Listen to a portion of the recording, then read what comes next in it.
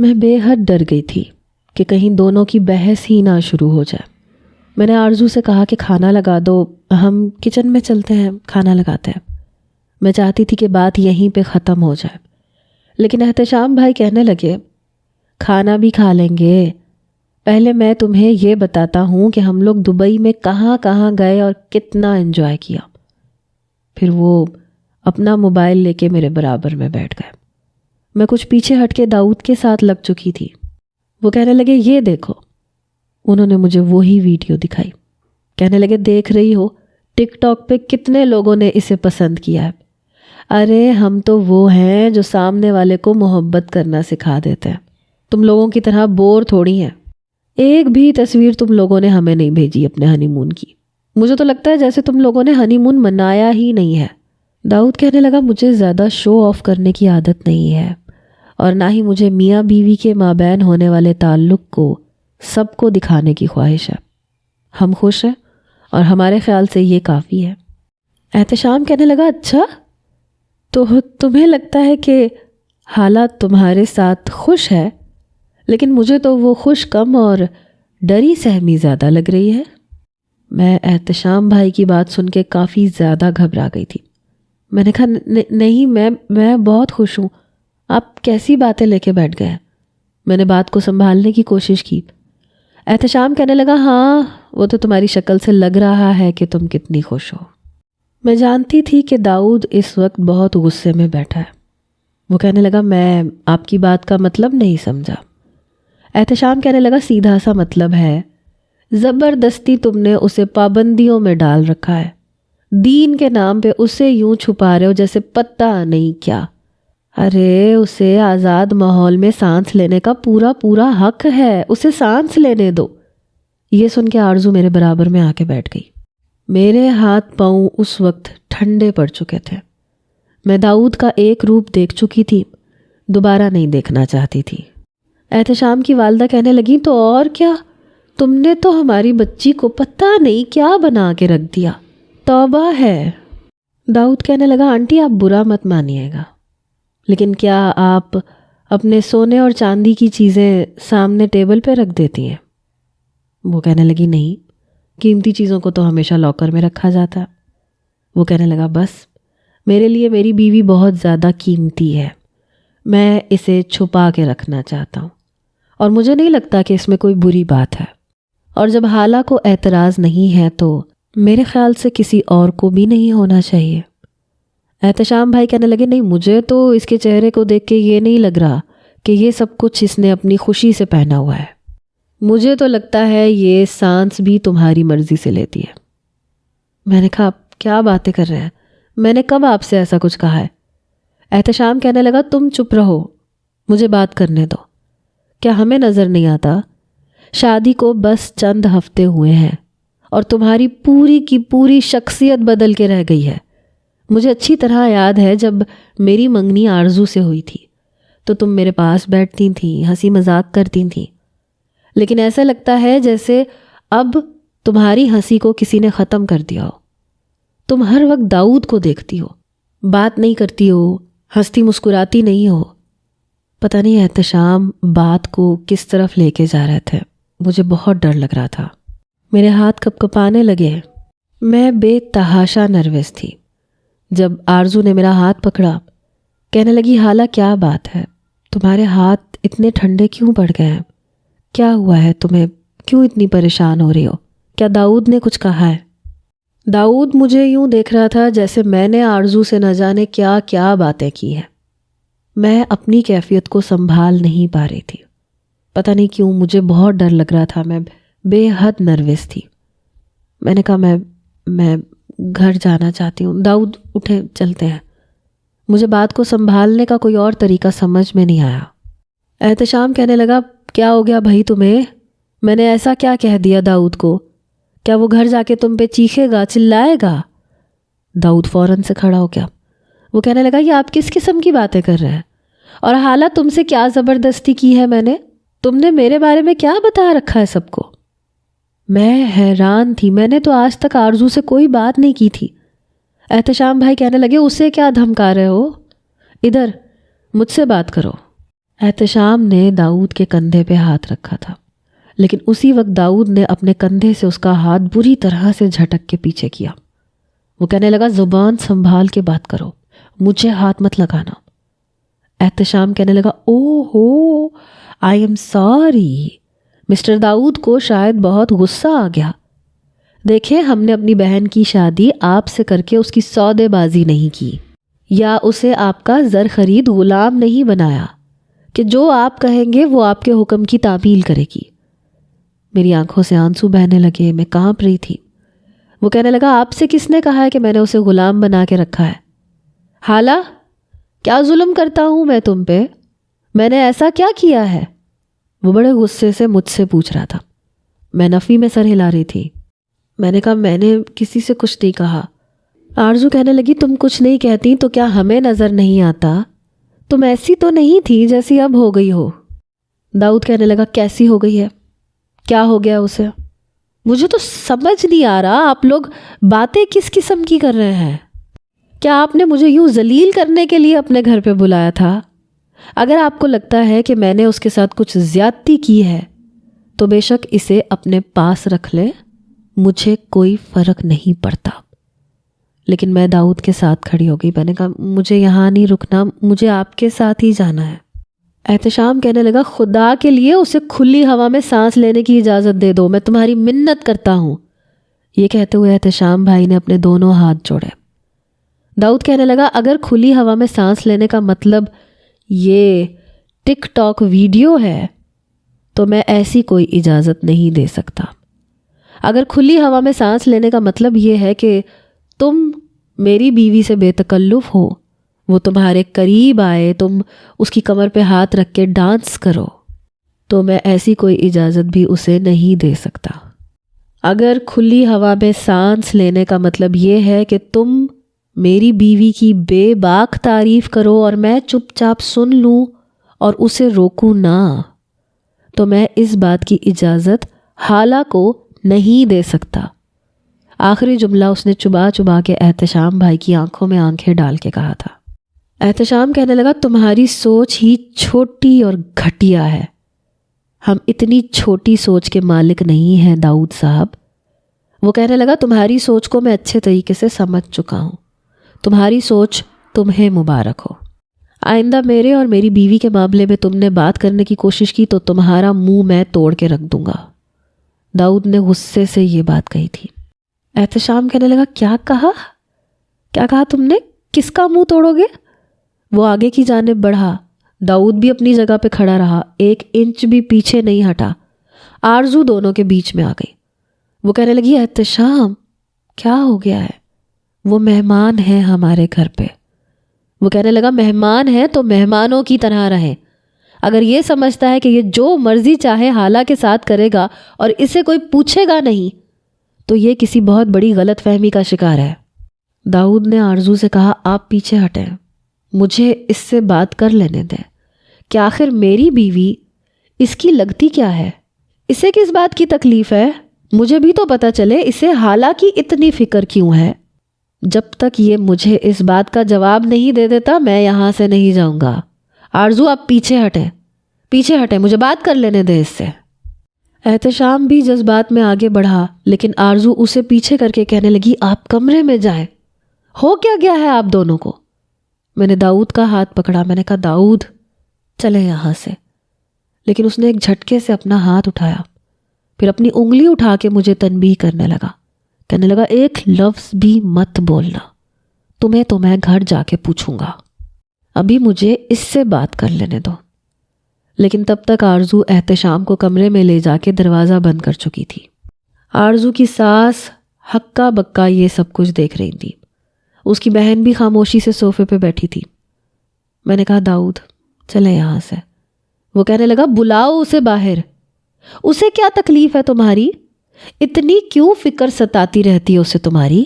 کیا میں نے اس سے پوچھا کہ یہ آرزو کے ساتھ کیسے رہتا ہے اور کیسے نہیں رہتا اور کیوں اسے ٹک ٹاک کی زینت بنا رہا ہے؟ کیا میں نے کوئی سوال کیا ہے اس سے؟ یہ ہوتا کون ہے میری بیوی کے بارے میں بولنے والا اور مجھ سے پوچھنے والا؟ داؤد کا لہجہ بہت بلند تھا، وہ بہت غصے میں تھا، اندر سے احتشام کے بولنے کی آوازیں بھی آ رہی تھیں، کہ میں نے تمہاری طرح اپنی بیوی کو قید نہیں کر رکھا۔ داؤد کہنے لگا دروازہ کیوں بند کیا ہے؟ باہر آ کے بات کرو، اگر واقعی مرد کے بچے ہو تو بات کرو مجھ سے، باہر آ کے بات کر، بیچ میں اپنی عورت کو مت لے کے آ۔ میں نے داؤد کا ہاتھ پکڑا، میں رونے لگی، میں نے کہا خدا کے لیے چلے یہاں سے۔ بڑی مشکل سے وہ میرے ساتھ باہر نکلا، پارکنگ ایریا میں جا کے گاڑی میں بیٹھا اور زور سے گاڑی کا ڈور بند کیا۔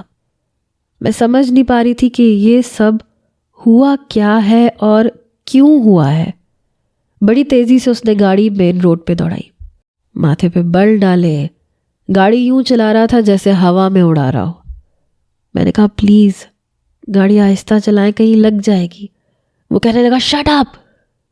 میں نے کہا میں نے ایسا کچھ نہیں کیا۔ وہ کہنے لگا اس وقت چپ کر جاؤ ورنہ گاڑی میں کہیں بھی مار دوں گا، یہ پرواہ کیے بغیر کہ تمہارا اور میرا کیا حشر ہوگا۔ بالکل خاموشی سے بیٹھی رہو۔ میں بالکل چپ چاپ بیٹھی رہی، کچھ نہیں بولی۔ گھر کے سامنے گاڑی کھڑی کر کے اس نے لگاتار گاڑی کا ہارن بجانا شروع کیا۔ جب چوکیدار نے دروازہ کھولا، گاڑی اس نے پورچ میں کھڑی کی، پھر گاڑی سے باہر نکلا، زور سے دروازہ بند کر کے لاؤنج میں چلا گیا۔ میری اتنی ہمت نہیں تھی کہ کمرے میں جا کے اس کا سامنا کروں۔ میں ڈرتے ڈرتے گاڑی سے اتری تھی۔ لاؤنج سے کمرے تک کا سفر بڑی مشکل سے طے کیا تھا۔ جیسے ہی میں کمرے میں آئی تو وہ سگریٹ جلا رہا تھا۔ 1 مہینہ ہو گیا تھا ہماری شادی کو۔ 1 مہینے میں نے اسے کبھی سگریٹ پیتے نہیں دیکھا تھا، لیکن آج وہ پی رہا تھا۔ آنکھوں میں ایسے لگ رہا تھا جیسے خون اترا ہوا ہے۔ میں نے کمرے کا دروازہ بند کیا۔ میں بے حد گھبرائی ہوئی تھی۔ بڑی خاموشی سے میں اس کے برابر میں بیٹھ گئی۔ وہ کہنے لگا اٹھو یہاں سے، اپنا سامان پیک کرو ابھی اور اسی وقت، میں تمہیں تمہارے گھر چھوڑ کے آؤں گا۔ میں نے کہا داؤد میں نے کچھ نہیں کیا، میرا کوئی قصور نہیں ہے۔ وہ کہنے لگا وہ ہوتا کون ہے تمہارے بارے میں مجھ سے اس طرح کی بات کرنے والا؟ حالا کہیں نہ کہیں تم نے میرے بارے میں کچھ نہ کچھ تو غلط کہا ہے۔ میں نے نفی میں سر ہلایا، میں روئے جا رہی تھی۔ میں نے کہا میں نے ایسا کچھ نہیں کہا، میں سچ کہہ رہی ہوں داؤد، میں نے کچھ نہیں کہا، میں نہیں جانتی انہوں نے ایسی بات کیوں کی ہے۔ وہ کہنے لگا تم مجھے ذلیل کروانے کے لیے لے کے گئی تھی، کیا ثابت کرنا چاہتی تھی تم؟ میں نے تم پہ سختی کر رکھی ہے، زبردستی کرتا ہوں میں، ایسا کیا کیا ہے میں نے تمہارے ساتھ؟ اگر تمہیں تمہارے بہنوئی کی گندی نظروں سے بچانے کی کوشش کی ہے تو کیا میں نے غلط کیا ہے؟ کیا میں نہیں جانتا وہ تمہیں کن نظروں سے دیکھتا ہے؟ میں اچھے طریقے سے جانتا ہوں۔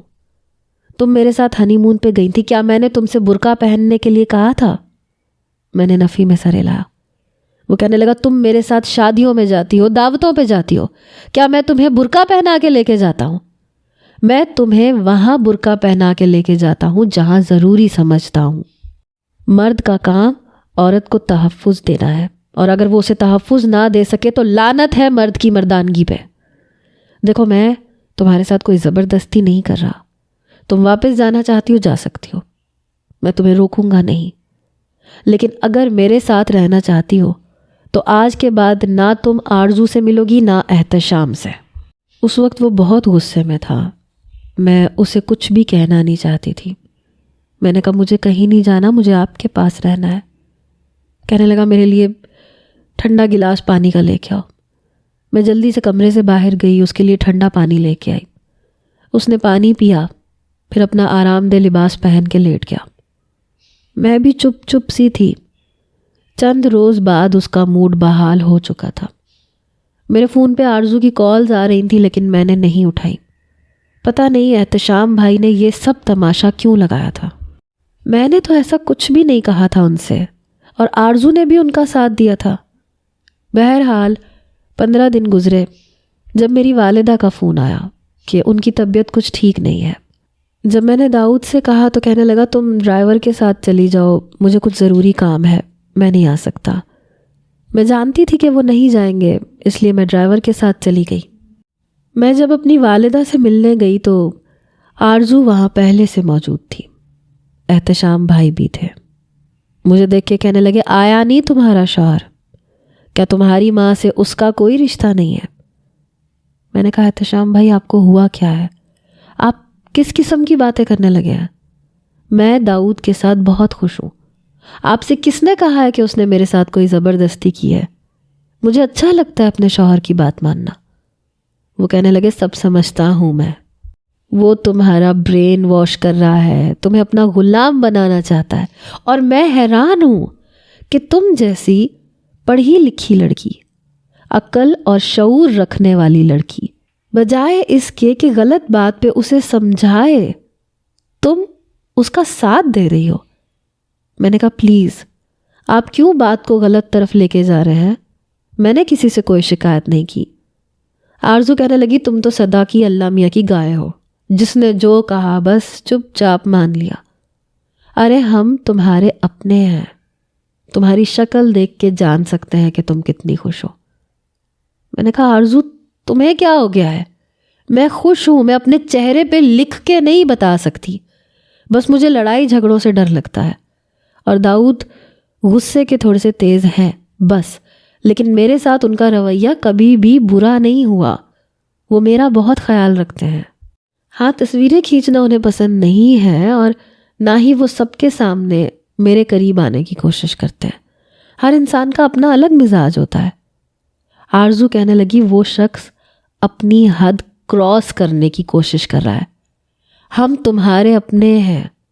اس نے 1 مہینے کے اندر تمہارے چہرے سے ہنسی غائب کر دی ہے.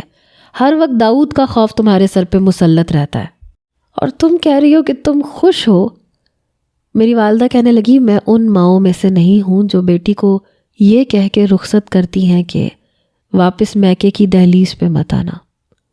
اگر داؤد کا رویہ تم سے ٹھیک نہیں ہے تو مجھے بتاؤ بیٹا. میں تو احتشام اور آرزو کی باتیں سن کے پریشان ہو گئی ہوں. آرزو کہنے لگی بتاؤ حالہ کیا کہتا ہے وہ تمہیں؟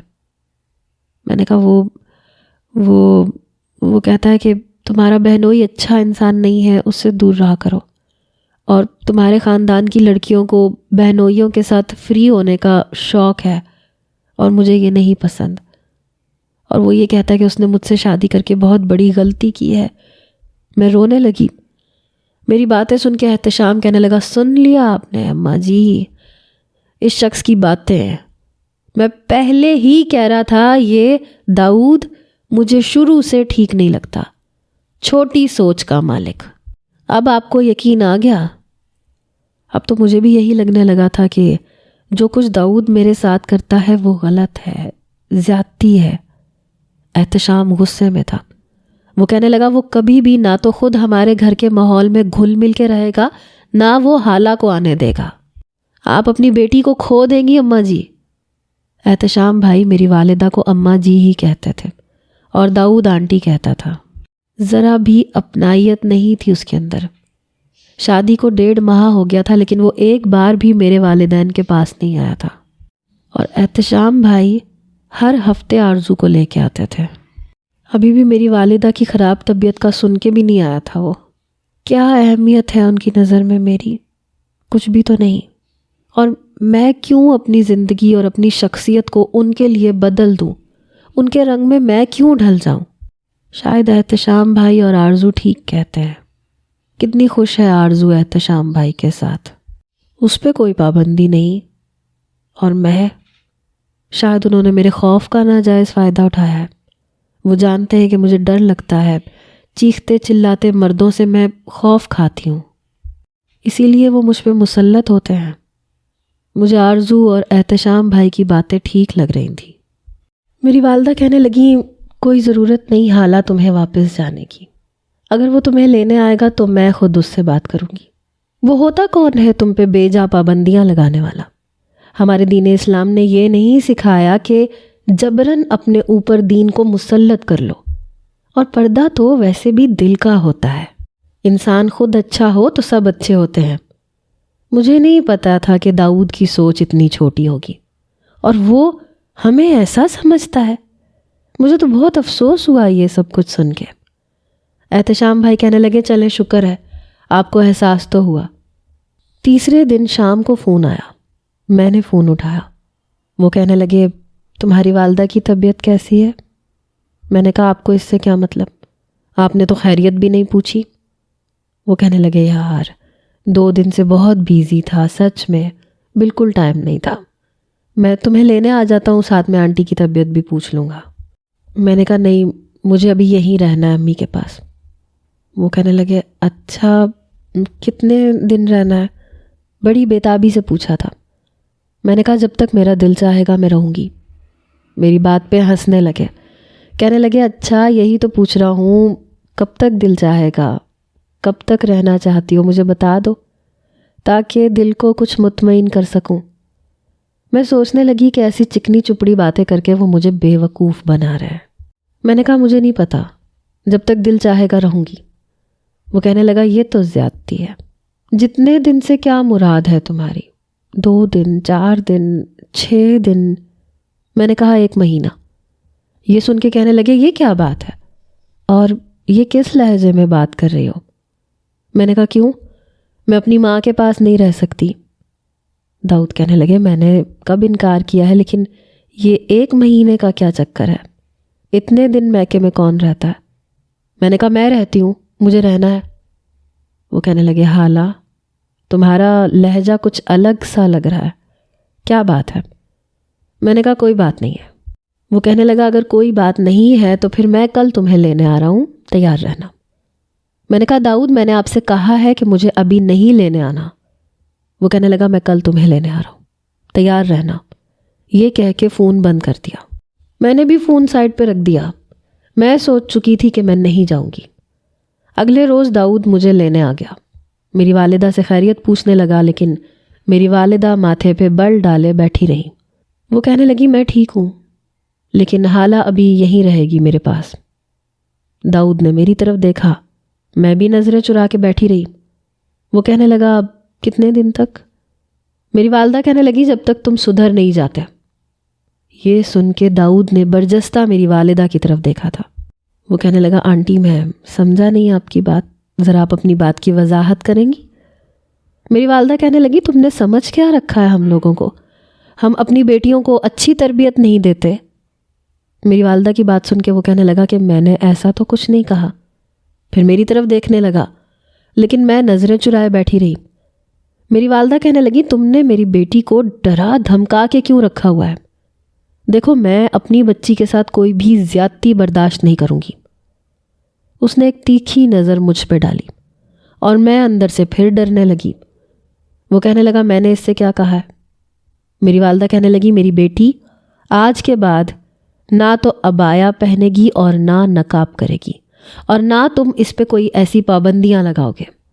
اور تم نے یہ بات کیوں کہی ہے کہ حالہ آرزو کے گھر نہیں جا سکتی؟ میں نے اپنی والدہ کو یہ بات بھی بتائی تھی۔ وہ کچھ سنبھل کے بیٹھ گیا، کہنے لگا مجھے آرزو سے کوئی مسئلہ نہیں ہے، مجھے مسئلہ اس کے شوہر سے ہے۔ وہ نہایت ہی بدتمیز قسم کا انسان ہے۔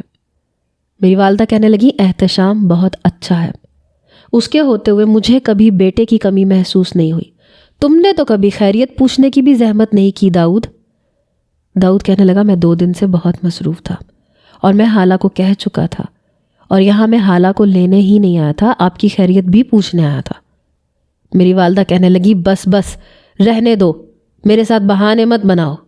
جب سے میری بیٹی کی شادی ہوئی ہے اس کے چہرے کی رونق ہی جیسے ختم ہو گئی ہے۔ پتہ نہیں کیا کہتے ہو تم اسے، وہ تو ہنسنا باتیں کرنا ہی بھول بیٹھی ہے۔ داؤد کہنے لگا میں جانتا ہوں آپ کس کی زبان بول رہی ہیں۔ پھر کہنے لگا آنٹی آپ مجھے بس یہ بتا دیں کہ میں حالہ کو واپس کب لینے آؤں؟ اسے جتنے دن یہاں رہنا ہے یہ شوق سے رہ سکتی ہے، اور رہ گئی بات میری پابندیوں کی، تو جہاں مجھے مناسب لگے گا میں اس پہ پابندی لگاؤں گا، اور میرے خیال سے میں اس کا حق رکھتا ہوں۔ یہ سن کے میری والدہ کہنے لگی میری بیٹی کی 2 روٹیاں مجھ پہ بھاری نہیں ہے، تمہیں دوبارہ یہاں آنے کی ضرورت نہیں ہے۔ یہ بات سن کے اس نے میری طرف دیکھا، کہنے لگا تم بھی یہی چاہتی ہو؟ میں نے کوئی جواب نہیں دیا۔ وہ کہنے لگا تم سے پوچھ رہا ہوں، تم میرے ساتھ چلنا چاہتی ہو یا یہاں رہنا چاہتی ہو؟ میں نے کہا میں برقع نقاب نہیں کروں گی اور نہ آپ کی خاطر میں آرزو کو چھوڑوں گی۔ داؤد اٹھ کے کھڑا ہو گیا، کہنے لگا جب دماغ درست ہو جائے تو مجھے کال کر دینا، میں تمہیں لینے آ جاؤں گا۔ یہ کہہ کے وہ چلا گیا۔ میری والدہ کہنے لگی کتنی اکڑ ہے اس لڑکے میں، یہ نہیں کہ اپنی غلطی کو تسلیم کر لے۔ کچھ دیر بعد مجھے آرزو کا فون آیا. میں نے فون اٹھایا تو آرزو کے بجائے احتشام بھائی تھے. کہنے لگے آیا تھا داؤد؟ میں نے کہا جی آیا تھا. کہنے لگے پھر کیا بات ہوئی؟ میں نے ساری بات بتا دی. کہنے لگے تم نے بہت اچھا کیا، کوئی ضرورت نہیں ہے تمہیں اس کے سامنے جھکنے کی. پھر کہنے لگے میں اور آرزو شام کو آئیں گے. شام کو آرزو اور احتشام بھائی دونوں ہی آ گئے. آرزو مجھے اپنی ویڈیوز دکھانے لگی. وہ کہنے لگی یہ دیکھو کتنے ویوز آ رہے ہیں اس ویڈیو پر. میں نے وہ ویڈیو دیکھی. آرزو سو رہی تھی اور احتشام بھائی اسے اپنے پاس آنے کے لیے اصرار کر رہے تھے، لیکن وہ ان کا ہاتھ پیچھے جھٹک رہی تھی. پھر انہوں نے اے سی 16 نمبر پہ کر دیا اور کمفرٹر خود پہ لپیٹ لیا. آرزو کو جب ٹھنڈ لگی تو وہ اس کے کمفرٹر میں گھس گئی اور پھر وہ کہنے لگی لوگوں کے کمنٹ پڑھ کے دیکھو، کنواری لڑکیاں کہہ رہی ہیں کاش ہمیں احتشام جیسا شوہر ملے، کتنا رومانٹک ہے. میں نے کہا آرزو تمہیں یہ سب برا نہیں لگتا؟ کہنے لگی چاہے جانا کسے برا لگتا ہے. میں نے کہا ایسے یہ سب کچھ دوسروں کو دکھانا. وہ کہنے لگی ہاں مجھے تو اتنا پسند نہیں ہے لیکن احتشام کو پسند ہے. پھر جب وہ میری ہر خواہش کو پوری کر دیا کرتا ہے تو کیا حرج ہے کہ میں بھی اس کی خواہش پہ اس کا ساتھ دوں. ابھی ہم باتیں کر ہی رہے تھے جب احتشام بھائی آ گئے. وہ کہنے لگے میری اماں جی سے بات ہوئی ہے، بابا سے بھی مشورہ کیا ہے، یہ داؤد کبھی بھی نہیں بدل سکتا. بہتر ہے حالانکہ تم اس سے خلا لے لو، اپنی زندگی برباد کرنے کی تمہیں کوئی ضرورت نہیں ہے. یہ سن کے میرے ہوش اڑے تھے. میں نے کہا یہ آپ کیا کہہ رہے ہیں احتشام بھائی، میں داؤد سے کیوں خلا لینے لگی؟ وہ کہنے لگے اس لیے کہ وہ گھٹیا انسان تمہیں ڈیزرو نہیں کرتا. بس اب ہم فیصلہ کر چکے ہیں. میں نے کہا آپ لوگ کیا فیصلہ کر چکے ہیں؟ میں سمجھ نہیں پا رہی. میں داؤد سے کبھی بھی طلاق نہیں لینا چاہوں گی. اتنی سی باتوں پہ کوئی گھر تھوڑی خراب کرتا ہے. میں بری طرح سے گھبرا گئی تھی. وہ اتنا بھی برا نہیں تھا اور پھر میں کیوں طلاق لیتی، اپنے گھر میں آ کے کیوں بیٹھتی. احتشام کہنے لگا ہم تمہیں تمہاری زندگی یوں برباد نہیں کرنے دے سکتے. ارے ابھی کچھ بھی نہیں بگڑا. اس شخص کی اکڑ کو تو میں ایسے ٹھکانے لگاؤں گا کہ وہ یاد کرے گا. وہ کیا سمجھتا ہے تمہاری کہیں اور شادی نہیں ہو سکتی، یا تم اس کے نام پہ بیٹھی رہو گی اور اس کی بے جا پابندیوں پہ اپنی خواہشات کا گلا گھونٹتی رہو گی. میں اپنے چھوٹے بھائی سے تمہارا نکاح کرواؤں گا. یہ سن کے میں پریشان ہو کے رہ گئی. میں اپنی زندگی میں کوئی بھی دوسرا مرد نہیں چاہتی تھی، کوئی بھی عورت نہیں چاہتی، اور وہ اتنا برا بھی نہیں تھا کہ میں اس سے طلاق لے لیتی. میں نے کہا میں ایسا کچھ بھی نہیں چاہتی. احتشام بھائی کہنے لگے تمہیں ڈرنے کی ضرورت نہیں ہے، کچھ نہیں کہے گا تمہیں. اب ہم لوگ ہیں اور ہم فیصلہ کر چکے ہیں. میری بات کسی نے نہیں سنی تھی. میرے والد بھی بہت غصے میں آ چکے تھے. احتشام نے پتہ نہیں انہیں کیا کہا تھا. وہ کہنے لگے اب نہ تو میں تمہیں واپس جانے دوں گا اور نہ تم داؤد کے ساتھ رہو گی. اگلے روز میرے والد نے مجھے خلا نامہ دیا. وہ کہنے لگے یہ لیٹر عدالت کے ذریعے سے داؤد تک پہنچ جائے گا.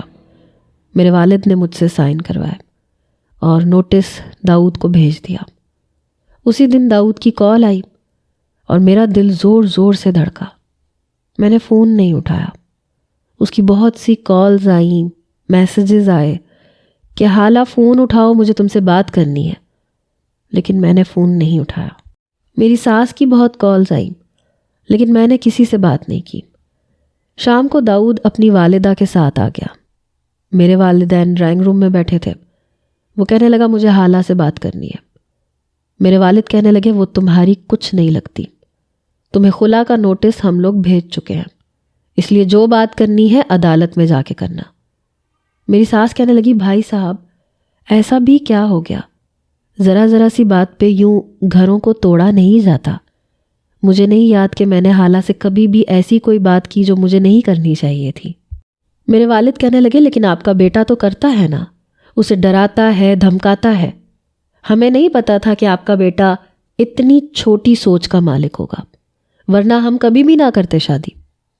میری ساس کہنے لگی کہ ہو سکتا ہے آپ لوگوں کو کوئی غلط فہمی ہوئی ہو. داؤد کی عادت تو بہت اچھی ہے، میں نے کبھی اسے بدتمیزی کرنے کی تربیت نہیں دی. پھر بھی اگر کوئی بات ہوئی ہے تو اس کا حل نکال لیتے ہیں، یوں بچوں کا گھر خراب کرنا تو مسئلے کا حل نہیں ہے۔ میرے والد کہنے لگے آپ کے بیٹے کو شاید یہ لگتا ہے کہ اگر وہ میری بیٹی کو چھوڑ دے گا تو کوئی میری بیٹی کو نہیں اپنائے گا۔ شادی کر دی ہے تو اسے کیا کچھ بھی کرنے کی کھلی چھٹی ہے کیا؟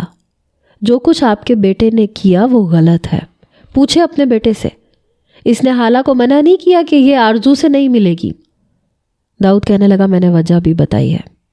میرے والد بڑے غصے سے کہنے لگے جو وجہ تم نے بتائی ہے وہ بے معنی ہے۔ تم میری بیٹی کو ہم سے دور کرنا چاہتے ہو کیونکہ تمہاری نظر میں ہمارا گھرانہ بہت عجیب ہے۔ تو میاں تم اپنے گھر میں خوش رہو، میری بیٹی میرے گھر میں خوش ہے، میں اسے تمہارا غلام نہیں بنا کے رکھنا چاہتا۔ داؤد کہنے لگا اگر یہی بات مجھے حالہ آ کے کہہ دے کہ میں اسے چھوڑ دوں، مجھے عدالتی چکر پسند نہیں ہے، اسے کہیں کہ مجھ سے بات کر لے۔ میرے والد نے مجھے پکارا، میں ڈرائنگ روم کے باہر ہی کھڑی تھی لیکن عجیب کشمکش کا شکار تھی۔ مجھے کیا کرنا چاہیے کیا نہیں کرنا چاہیے میں کچھ بھی سمجھ نہیں پا رہی تھی۔ میری زندگی کا فیصلہ میرے بڑوں کے ہاتھ میں جا چکا تھا۔ میں اندر آئی، داؤد مجھے ہی دیکھ رہا تھا۔ کہنے لگا کیا چاہتی ہو تم؟ میں نے کہا وہ آپ کو پتہ چل چکا ہے۔ اس نے اپنی دونوں مٹھیاں بھینچ رکھی تھیں۔ وہ کہنے لگا میں اپنی بیوی سے علیحدگی میں بات کر سکتا ہوں؟ میں نے کہا نہیں، مجھے بات نہیں کرنی، میں سب کے سامنے بات کروں گی۔ پتہ نہیں کیوں مجھے لگ رہا تھا کہ مجھ سے الگ میں بات کرے گا تو میرا فیصلہ بدل دے گا۔ حالہ پلیز بس 10 منٹ چاہیے مجھے تمہارے، اتنی بڑی سزا دے رہی ہو مجھے وجہ تو بتا دو۔ میرے والد کہنے لگے تاکہ تم اسے الگ لے جا کے ہراساں کرو، ڈراؤ دھمکاؤ۔ وہ کہنے لگا میں نہیں کہوں گا اسے کچھ، لیکن مجھے لگ رہا ہے کہ اس فیصلے میں حالہ کی مرضی شامل نہیں ہے۔ میں صرف 10 منٹ اس سے بات کرنا چاہتا ہوں۔ لیکن میں نے انکار کر دیا۔ انکار کرنے کے بعد میں کمرے میں نہیں رکی تھی، میں باہر آ گئی، میں اپنے کمرے میں چلی گئی۔ کچھ دیر بعد وہ لوگ جا چکے تھے۔ مجھے داؤد کا فون آیا، میسیجز آ رہے تھے کہ پلیز حالہ بس ایک بار فون اٹھا لو، میں تم سے ایک بار بات کرنا چاہتا ہوں، پھر جو تم چاہتی ہو میں وہ کر دوں گا، میں انکار نہیں کروں گا۔ لیکن مجھے فون اٹھانے سے منع کیا گیا تھا، بات کرنے سے بھی منع کیا گیا تھا۔ میں نے فون نہیں اٹھایا۔ کبھی دل چاہتا تھا کہ فون اٹھا لوں، ایک بار اس کی بات سن لوں، لیکن پھر ڈر لگتا تھا کہ پتہ نہیں مجھ سے کیا کہے گا۔ چند روز بعد بس ایک میسج آیا، وہ کہنے لگا جو تم چاہتی ہو وہ میں تمہیں دے دوں گا، تمہیں بات نہیں کرنی، ٹھیک ہے کوئی بات نہیں۔ میرا دل زور زور سے دھڑک رہا تھا۔ بہرحال چند روز بعد آرزو مجھ سے ملنے آئی۔ وہ بہت خوش تھی، کہنے لگی جیسے ہی داؤد سے تمہاری جان چھٹے گی میں اپنے دیور سے تمہاری شادی کروا دوں گی، وہ بالکل احتشام جیسا ہے۔ پھر کہنے لگی میرے فالوورز بہت زیادہ بڑھ گئے ہیں اور احتشام بے حد خوش ہے۔ اس بار اس نے میری جگہ میسج کیا کہ میں اپنے فین سے ملنے کے لیے سمندر آ رہی ہوں، اور تم جانتی ہو اتنے میسیجز ہیں کہ بتا نہیں سکتی۔ مجھے تو ایسے لگ رہا ہے جیسے میں عام لڑکی نہیں ہوں، میں کوئی سیلیبریٹی بن گئی ہوں۔ میں غائب دماغی سے اس کی باتیں سن رہی تھی۔ وہ کہنے لگی رضا تم سے ملنا چاہتا ہے، میرے ساتھ ہی آیا ہے۔ میں نے کہا کون رضا؟ مجھے لگا جیسے میرے گلے میں بہت سی گرہیں پڑ گئی۔ میں پتہ نہیں کیوں اپنے آنسو ضبط کر رہی تھی۔ مجھے اندر کہیں تکلیف ہو رہی تھی، لیکن وہ تکلیف میں کسی کو بتا بھی نہیں پا رہی تھی۔ وہ کہنے لگی میرا دیور رضا، اور کون؟ میں اسے تمہارے کمرے میں بھیج دیتی ہوں۔ میں نے کہا لیکن کیوں؟ ابھی میں داؤد کے نکاح میں ہوں۔ وہ کہنے لگی تو کیا ہوا، مل تو سکتی ہو، وہ زبردستی میرے ساتھ آیا ہے کہ تم سے ملنا چاہتا ہے۔ میں بھیجتی ہوں اسے، رکو تم۔ میں نے دوپٹہ ٹھیک سے اوڑھا۔ مجھے سمجھ نہیں آ رہی تھی کہ میں اس شخص سے کیا بات کروں گی۔ شاید ہی میں نے اسے 1-2 بار دیکھا ہو، ایک بار آرزو کی مہندی پہ اور دوسری بار شاید شادی پہ، بس سرسری سی ایک ملاقات ہوئی تھی۔ میں اپنی ذہنی کشمکش میں مبتلا تھی، ابھی تک سمجھ نہیں پا رہی تھی کہ جو کچھ میرے ساتھ ہو رہا ہے کیا وہ ٹھیک ہے، کیا واقعی مجھے داؤد کے ساتھ نہیں رہنا چاہیے۔ تبھی میرے دروازے پہ بنا دستک دیے وہ اندر آ چکا تھا۔ وہ بالکل احتشام بھائی جیسا تھا، بے تکلف۔ وہ کہنے لگا ہائے بیوٹیفل۔ میں اس کی اس بے تکلفی پہ ذرا گھبرائی تھی۔ وہ کہنے لگا میرا خیال سے دروازہ بند کر دیتے ہیں، ذرا سکون سے بات ہو سکتی ہے۔ میں نے کہا جی نہیں، آپ دروازہ کھولا ہی رکھیں۔ وہ کہنے لگا کیا ہوا، اتنا گھبرا کیوں رہی ہو؟ میں تمہارے شوہر کی طرح کنزرویٹو نہیں ہوں، نہ ہمارے گھرانے میں ایسی سوچ رکھی جاتی ہے۔ میں بالکل احتشام بھائی جیسا ہوں۔ میں تمہاری زندگی میں وہ سارے رنگ بھر دوں گا جو انہوں نے آرزو بھابھی کی زندگی میں بھرے ہیں۔ میں تمہیں بہت انجوائے کرواؤں گا۔ یہ کہتے ہوئے وہ بالکل میرے پاس آ کے بیڈ پہ بیٹھ گیا۔ میں اچھل کے رہ گئی۔ میں جلدی سے پیچھے ہٹی۔ وہ کہنے لگا کیا ہوا؟ تمہارے شوہر نے تمہارا تو بالکل ہی اعتماد ختم کر دیا ہے۔ تم تو تنہائی میں کسی سے ملنے کے قابل بھی نہیں رہی۔ لیکن کوئی بات نہیں، میری سنگت تمہارا اعتماد تمہیں لوٹا دے گی۔ میں نے کہا ابھی آپ میرے کچھ بھی نہیں لگتے، آپ کو کیا کام ہے، آپ کیوں آئے ہیں، مجھے یہ بتائیں آپ۔ وہ کہنے لگا ملنے آیا ہوں، باتیں کرنے آیا ہوں۔ میں نے کہا لیکن کس حیثیت سے؟ وہ کہنے لگا اب یہ بھی بتانا پڑے گا کہ کس حیثیت سے؟ ظاہر ہے تمہارا شوہر تمہیں چھوڑ دے گا تو پھر تمہاری شادی مجھی سے تو ہونی ہے۔ مجھے تو تم پہلے سے بہت پسند تھی، لیکن اس سے پہلے کہ رشتے کی بات کی جاتی تمہارا رشتہ اس چھوٹی سوچ کے مالک انسان سے طے ہو گیا۔ لیکن احتشام بھائی نے مجھے تبھی تسلی دی تھی کہ صبر کرو رضا، صبر کا پھل میٹھا ہوتا ہے۔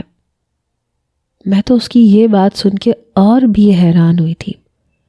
یہ کہنے کے بعد اس نے میرا ہاتھ پکڑ لیا اور اپنے ہونٹوں کے قریب کرنے لگا۔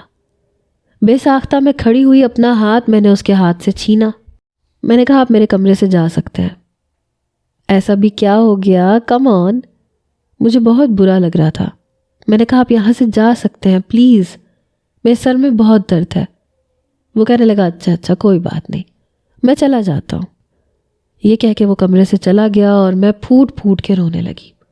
میں کیوں رو رہی تھی مجھے نہیں پتا تھا، لیکن مجھے اپنے ہاتھ پہ اس کے ہاتھ کا لمس برا لگ رہا تھا۔ پتہ نہیں کیوں میں واش روم میں گئی اور اپنا ہاتھ دھونے لگی۔ اگلے ہی روز سوشل میڈیا پر ایک تماشا سا بنا۔ احتشام بھائی نے آرزو کی میٹ اپ کی ویڈیو لگائی تھی اور وہاں پہ بہت سارے مرد موجود تھے۔ وہاں ان لڑکوں نے آرزو کو گھیر لیا، اس سے کہنے لگے کہ ایک رات ہمارے ساتھ بھی گزار لو، احتشام سے زیادہ ہم تمہیں مزہ دیں گے۔ اس کی ویڈیو دیکھ کے میرے ہوش اڑ گئے تھے۔ کوئی نوجوان اسے کہیں سے پکڑ کے کھینچ رہا تھا تو کوئی کہیں سے، یہاں تک کہ اس کے کپڑے پھٹ چکے تھے اور وہ احتشام چلائے جا رہی تھی۔ لیکن احتشام بھائی مردوں کا ہجوم دیکھ کر شاید وہاں سے جا چکے تھے اور وہ کسی درندوں کی طرح آرزو کے ساتھ یہ سب کچھ کر رہے تھے۔ ایک دم وہ ویڈیو بند ہوئی اور میں بے حد پریشان ہو گئی۔ ویڈیو لائیو تھی، میں نے اپنے والدین کو بتایا، سب پریشان ہو گئے۔ کچھ دیر بعد احتشام بھائی کا فون آیا کہ سب کچھ ٹھیک ہے، پولیس نے کنٹرول کر لیا ہے۔ لیکن تھوڑی دیر بعد روتی دھوتی آرزو ہمارے گھر آئی، میری والدہ کے ساتھ لگ کے رونے لگی۔ احتشام بھائی کہنے لگے زیادہ گھبرانے کی ضرورت نہیں ہے، سب کچھ کنٹرول ہو چکا ہے۔ لیکن وہ چپ تھی، ڈری ہوئی تھی، بہت سہمی ہوئی تھی۔ وہ کہنے لگے کہ لگتا ہے یہ زیادہ گھبرا گئی ہے، اسے ایک دن اپنے پاس رکھ لیں۔ یہ کہہ کے احتشام بھائی چلے گئے اور آرزو کو بخار ہو گیا۔ 2 دن وہ بخار میں تپتی رہی۔ نیند میں بھی وہ یہی کہتی تھی کہ مجھے چھوڑ دو، احتشام مجھے بچاؤ، یہ مجھے نوچ کھائیں گے، تم نے مجھے کس مصیبت میں ڈال دیا، تم مجھے چھوڑ کے کہاں جا رہے ہو۔ میں آرزو کا خیال رکھ رہی تھی۔ اس کا ستا ہوا چہرہ دیکھ کے مجھے اس پہ ترس آ رہا تھا۔ 2 دن بعد اس کا بخار کچھ کم ہوا اور وہ ہوش میں آئی تو مجھے دیکھ کے رونے لگی۔ میری والدہ سے کہنے لگی اماں احتشام نے اچھا نہیں کیا، وہ اچھا نہیں ہے، اس نے مجھ جیسی ایک عام لڑکی کو ٹک ٹاکر بنا دیا اور میری زندگی کو اجیرن بنا کے رکھ دیا۔ میں نہیں بھی چاہتی تھی تب بھی وہ زبردستی مجھ سے ویڈیو بنواتا تھا اور بیہودہ ویڈیوز بنواتا تھا۔ کہتا تھا یہ محبت ہے، ان لوگوں کو یہ بتاتے ہیں کہ میاں بیوی کو محبت کیسی کرنی چاہیے۔ اور اس روز جب مجھے اس کی ضرورت تھی، اس کے تحفظ کی ضرورت تھی، تو وہ مجھے مردوں کے بیچ میں چھوڑ کے بھاگ گیا۔ کوئی مجھے ایک ہاتھ سے کھینچ رہا تھا، کوئی دوسرے ہاتھ سے، اور کوئی مجھے کہیں غلط جگہ سے ٹچ کر رہا تھا اور کوئی کہیں سے، اور میں چلا رہی تھی، اسے پکار رہی تھی اور وہ نہیں تھا۔ کیا ایسا ہوتا ہے شوہر جو عورت کو مردوں کے ہجوم میں، بلکہ مرد نہیں بھیڑیوں کے ہجوم میں چھوڑ دے؟ اس وقت میرا دل چاہ رہا تھا کہ کوئی مجھے چھپا لے، کیونکہ وہ لوگ مجھے برباد کر چکے تھے۔ مجھے سمندر کے پانی میں لے جا کے میرے ساتھ انہوں نے بہت غلط حرکتیں کی ہیں۔ جب تک پولیس پہنچی میں لوگوں کی بہت بیہودہ حرکتوں کا نشانہ بن چکی تھی، اور اب وہ مجھے کہہ رہا ہے کہ تمہاری روتے ہوئے ویڈیو بناؤں گا، تمہاری ویڈیو وائرل ہوگی۔ اسے میری کوئی پرواہ نہیں ہے، اسے صرف ویڈیو وائرل کرنی ہے۔ مرد وہ ہوتا ہے جو اپنی بیوی کو عزت دے، تحفظ دے، اپنی بیوی کو اپنے تک رکھے، اسے دوسروں کی گندی نظروں سے بچائے۔ بس 1 منٹ لگا تھا مجھے یہ فیصلہ کرنے میں کہ مجھے کیا کرنا چاہیے۔ میری والدہ رو رہی تھیں۔ میں نے آرزو کو تسلی دی اور کمرے سے باہر آ گئی، لیکن ہمت نہیں کر پا رہی تھی کہ داؤد کو کیسے کال کروں۔ یہ بھی ڈر تھا کہ کہیں مجھے طلاق ہی نہ بھیج دے۔ میں اسی کشمکش کا شکار تھی جب میرا جی متلانے لگا۔ میں سیدھا واش روم میں بھاگ گئی۔ مجھے الٹی ہونے لگی۔ میری والدہ کہنے لگی مجھے تو لگتا ہے میری دونوں بیٹیوں کو نظر کھا گئی۔ وہ مجھے ڈاکٹر کے پاس لے کے گئیں تو پتہ چلا کہ میں پریگننٹ ہوں۔ میں نے سکون کا سانس لیا تھا، کم از کم مجھے طلاق نہیں ہو سکتی تھی۔ میں گھر آئی، اپنی والدہ سے کہا کہ اماں میں واپس جا رہی ہوں اپنے گھر۔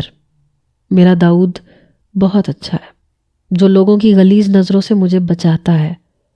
پلیز مجھے نہیں کرنی کسی رضا سے شادی۔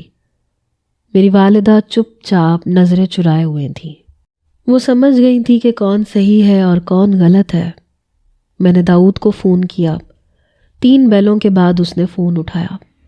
بڑی بھرائی ہوئی آواز میں کہنے لگا میں جانتا ہوں تمہیں کس بات کی جلدی ہے، لیکن قانونی کارروائی ہے، کچھ دن لگ جائیں گے۔ چھوڑ دوں گا تمہیں، کر لینا اپنی مرضی سے شادی جہاں تمہارا جی چاہے، اپنی زندگی آزادی سے جینا۔ پھر میں رونے لگی۔ کہنے لگا اب کیوں رو رہی ہو؟ میں نے کہا داؤد آئی ایم پریگننٹ۔ یہ سن کے شاید اسے اپنے کانوں پہ یقین نہیں آ رہا تھا۔ کہنے لگا حالہ کیا کہا تم نے؟ میں شاید غلط سن رہا ہوں، تم نے کیا کہا ہے؟ میں نے کہا ٹھیک ہے، پلیز مجھے لینے آ جاؤ، مجھے نہیں چاہیے طلاق۔ وہ کہنے لگا ہاں بس 10 منٹ میں آ رہا ہوں، تم سچ میں واپس آ رہی ہو نا؟ میں نے کہا ہاں بس جلدی سے آ جاؤ۔ وہ واقعی 10 منٹ میں میرے گھر پہ تھا۔ میری والدہ شرمندہ سی تھی۔ وہ کہنے لگی بیٹا ہم نے تمہیں سمجھنے میں غلطی کر دی۔ وہ کہنے لگا کوئی بات نہیں، شکر ہے کہ آپ نے وقت پہ سمجھ لیا، ورنہ میری زندگی برباد ہو کے رہ جاتی۔ اس کی شیو بڑی ہوئی تھی، بال بکھرے ہوئے تھے، آنکھیں بھی روئی روئی سی متورم سی تھیں۔ مجھے اپنے ساتھ لے کے آ گیا۔ میں گاڑی میں روتی رہی، لیکن اس نے مجھے چپ نہیں کروایا۔ گھر جا کے میں نے اپنی ساس سے بھی معافی مانگی، لیکن انہوں نے بھی مجھے اپنے ساتھ لگا لیا۔ وہ کہنے لگی صحیح وقت پہ تم نے بہت اچھا فیصلہ کیا۔ داؤد کا اپنا دل بھی نہیں تھا کہ وہ تمہیں چھوڑے۔ بیٹے میرا بیٹا برا نہیں ہے، بس اسے اچھا نہیں لگتا کہ اس کی بیوی کو کوئی بری نظر سے دیکھے۔ وہ کہنے لگا کہ کیا تم یہاں صرف میرے بچے کے لیے واپس آئی ہو تاکہ اسے ماں اور باپ کا پیار مل سکے؟ میں اس کے ساتھ لگ گئی۔ میں نے کہا داؤد آئی لو یو، میں آپ کے لیے واپس آئی ہوں اور مجھے آپ سے محبت ہے۔ پتہ نہیں کیوں میں وقتی طور پہ دوسروں کے ہاتھ کا کھلونا بن گئی تھی۔ پتہ نہیں کیوں میں نے اپنی زندگی کا فیصلہ دوسروں پہ چھوڑ دیا تھا۔ اگر مجھے یہ خبر نہ بھی پتہ چلتی کہ میں پریگننٹ ہوں تب بھی میں واپس آ جاتی۔ میں روتے ہوئے وہ سب کچھ کہہ رہی تھی جو مجھے بہت پہلے کہہ دینا چاہیے تھا، میں نہیں چاہتی تھی کہ دیر ہو جائے، اور وہ مجھے اپنے اندر سمیٹ چکا تھا۔ کہنے لگا چلو، میری جدائی نے تمہیں یہ تو بتا دیا کہ میں تمہارے لیے کتنا اہم ہوں۔ اس کے ساتھ لگے مجھے اپنا آپ محفوظ لگ رہا تھا۔ وہ میرے لیے سب کچھ تھا، اور مجھے اب سمجھ میں آیا تھا کہ مرد عورت سے ایک قدم آگے کیوں چلتا ہے، تاکہ وہ سب کو یہ بتا سکے کہ یہ میری بیوی ہے۔ ہمارے قدموں کو ہموار رکھنے کے لیے، ہمارے راستے میں آنے والے پتھروں کو ہٹانے کے لیے، اور غلیظ نظروں کو یہ بتانے کے لیے کہ یہ اکیلی نہیں ہے، میں اس کا محافظ ہوں۔ کاش کہ مجھ جیسی بے وقوف لڑکیاں اس بات کو سمجھ جائیں۔ آرزو احتشام سے طلاق لے چکی تھی، کیونکہ وہ جان گئی تھی کہ شوہر کو کیسا ہونا چاہیے۔ پلیز آرزو کے لیے دعا کریں کہ اسے داؤد جیسا ہی ایک اچھا جیون ساتھی مل جائے۔